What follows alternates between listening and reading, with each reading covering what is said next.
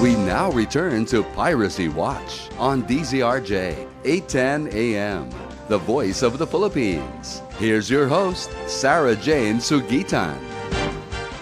Welcome back on the Piracy Watch, and joining me this morning is Attorney Andrea Pasion Flores of the National Book Development Board and Engineer Abdon June M. Balde Jr. of Union ng mga Manunulat sa Pilipinas or UMPIL. All of you who are online, please check us out on www.ustream.tv/channel/DZRJ-810-AM. We're also on Facebook, DZRJ-810-AM. Please add us up. For those requiring assistance on trademark registration, meaning your brands and your logos that you would want protected and titled, like land, please call up the Intellectual Property Office of the Philippines at 751-0395. Again, that's 751-0395 for all of you who'd like to register your trademarks and patents. Okay, going back to our discussion this morning, which is the book publishing industry, piracy, and plagiarism. Would like to, of course, have a recap of what Attorney Andrea and Engineer June earlier told us about the challenges of getting the books to the stakeholders, and also the mindset that when you upload works online without permission of the author, it is part of the public domain, which it is not. It is, first of all, rude. It is a derogation of the rights of the author concerned. And second of all, you are not really promoting that author in any way. You are not supporting him or her by buying their works, the original copy. And of course, you are also disrespecting intellectual property rights. And for us, of course, for the two authors, they're also authors, by the way, best-selling and multi-award-winning authors here in the studio. For all of you who have questions, please call up the studio at 895-4460.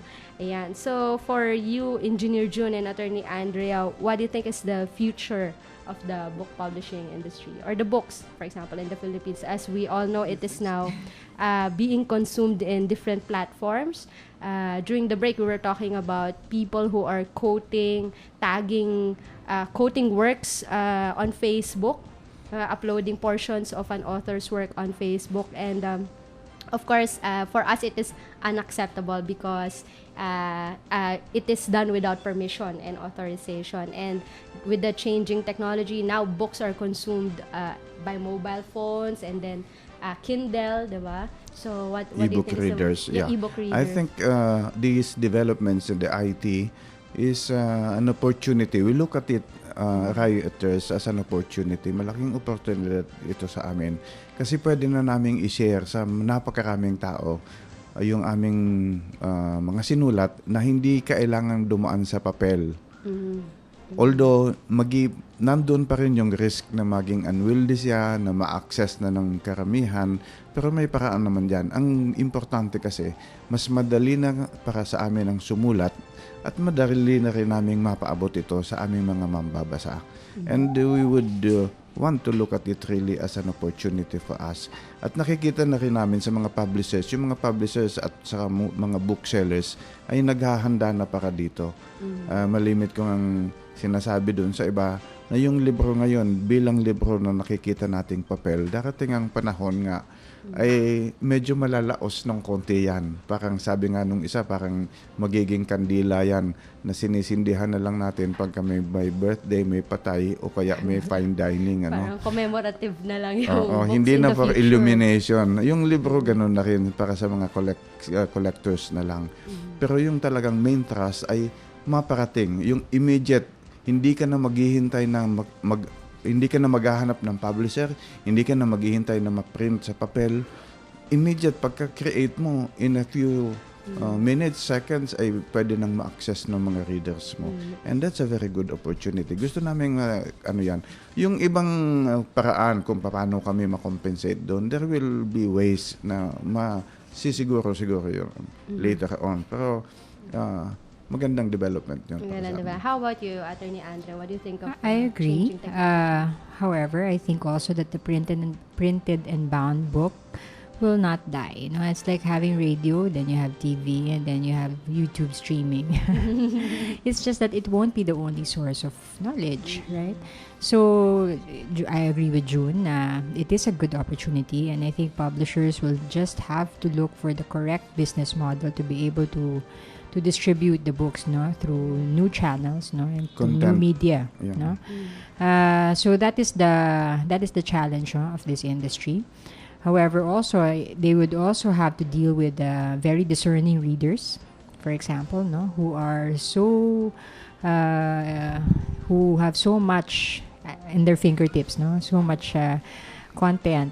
They have so much access to these that the competition gets tougher, Maybe a publisher here in the Philippines who thinks na yung kanyang competition is just a publisher in the Philippines might now be wrong. He's now competing with the world, So the quality of his books, the quality of his content must be at par, must be world class. Yun yung medyo nakakatakot, for many of our publishers. And it's also for our authors. Dahil sa dami ng pwede nating basahin. 'Di ba? And konti lang naman ang ating oras isang araw. Yung competition to read, what will I read today is very tough, So it goes both ways.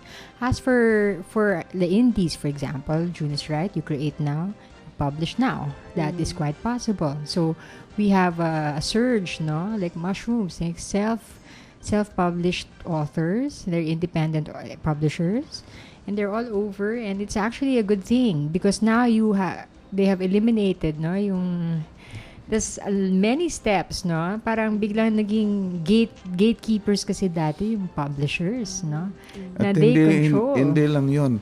Yung mga libro na mabilis na maging out of print dati, hindi na ma-out of print pagka-digital dahil forever nandyan yan. There's no title that's out of print now. Because Publish on Demand can print as little as one book. It might be expensive, but it's possible. It's possible now. Yes. So, any message to students who are on summer vacation and will soon be returning in schools in June now that we're celebrating Copyright Month? Especially with regard to uploading works on their Facebook accounts, sharing it via torrent and other file sharing mechanisms. June? Well, ang masasabi ko lang sa kanila ngayon, ito yung chance niyo mga estudyante na magbasa ng mga librong gusto niyong basahin, hindi yung pinipilit sa inyo ng mga teachers niyo at saka yung mga professors niyo. So, may choice kayo ngayon para basahin yung mga gusto niyong talagang basahin. Pero please naman, bumili kayo ng libro. Bumili kayo ng libro kung gusto nyo talagang ma-enjoy yung pagbabasa. O kaya kung gusto nyo namang ma-access yung mga sinusulat ng mga manunulat sa internet, ay okay, basahin nyo na lang. Pero sa inyo na lang. Huwag nyo namang ipasa-pasa o i-forward kung kani-kanino.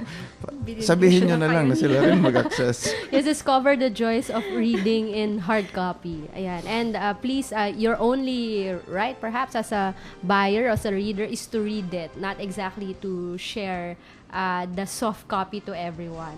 Okay, Attorney Andrea, any upcoming events of the National Book Development? Okay, so we talked about buying and purchasing. I'm going to invite some people to something that's free. On April 15, the Intellectual Property Office and the National Book Development Board will be celebrating World Book and Copyright Day. Actually, that's the whole world celebrates it on April 23, under the administration of UNESCO.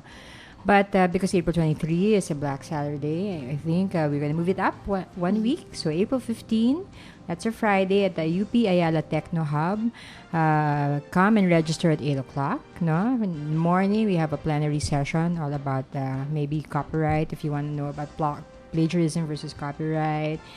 What do you need to know? What should you look at in author-publisher agreements? What is the copyright issues when you're publishing on the web?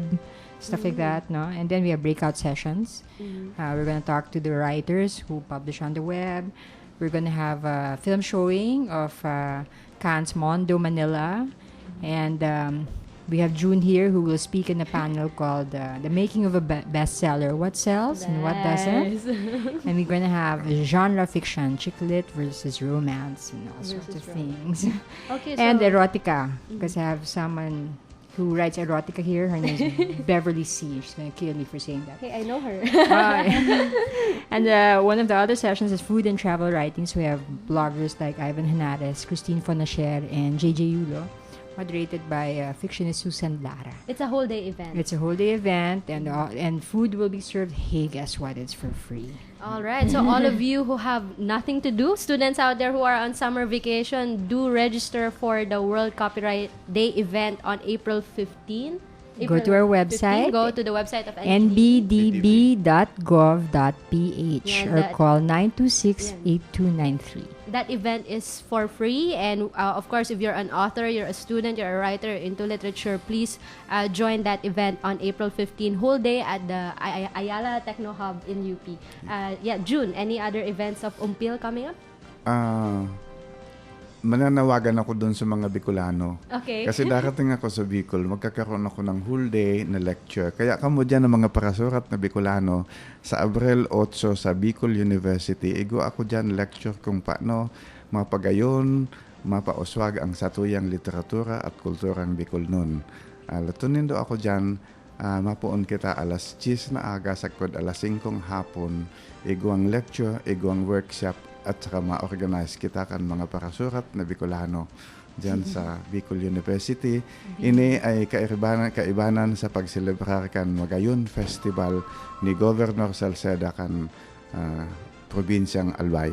All right, that's on Friday, April 8 in Bicol University. Engineer June Balde of Umpil will be there to speak on it's a whole day event as well. So April 8, Umpil, Director June Balde will be in Bicol University, and on April 15, it's at the Ayala Techno Hub in UP. The National Book Development Board will be celebrating Copyright Day with the whole day conference or seminar with the Intellectual Property Office, of course. All right, thank you very much for listening to another edition of Piracy Watch. Join us again next Tuesday right here on DZRJ 810 AM, the voice of the Philippines. You have been listening to Piracy Watch with attorney Sarah Jane Sugitan. Piracy Watch, an exclusive presentation of DZRJ 810 AM, the voice of the Philippines.